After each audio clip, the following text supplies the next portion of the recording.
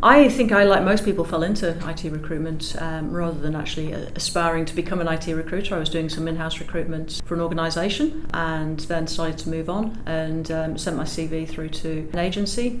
They saw the thing and said, "Hey, have you thought about IT recruitment?" And I said, "No." They said, "Well, meet up with the manager for a coffee," and that was pretty much it. I'd done some in-house recruitment before, and it was just a case of, "Hey, let's have a quick look at this and have a chat." And I was very lucky. My first manager in the kind of IT space was great. He was very helpful and encouraged me and it made it easy to kind of switch through. Never worked in IT, not technical at all. So I'd kind of been I kind of came across to New Zealand. I've been doing sales in the UK, then just wasn't a huge fan of sales, and then just kind of fell into IT. But I think that the key thing about recruitment is you don't necessarily need to be a specialist in the subject area that you're working in. You just need to have a broad overview and be able to talk to people in that space.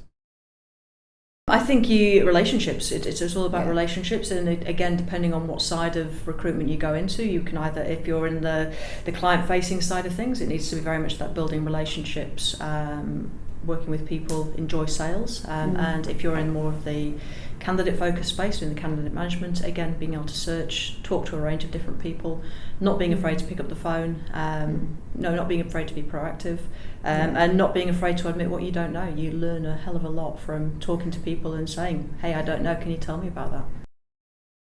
Recruitment is probably predominantly women rather than men. We've kind of got a real mix here at Younity, but I think most organisations have a mix of both male and female recruiters, and it's I'd say it's always been around performance as opposed to being male or female. Yeah. I think there is in some areas. I think absolutely in the more technical roles, your developers, engineers, architects, it's predominantly male dominated. I think people are looking to try and change that and bring in particularly younger graduates and encourage people at a young age to get into those more kind of technical roles. I think on the flip side, there's the more kind of project services areas, particularly business analysis and change management. Certainly, if not possibly even kind of more female dominated, certainly maybe 50-50 at the most, but there's a lot of females who work in technology, maybe not so much in the pure technology roles, but in the more project and delivery kind of space.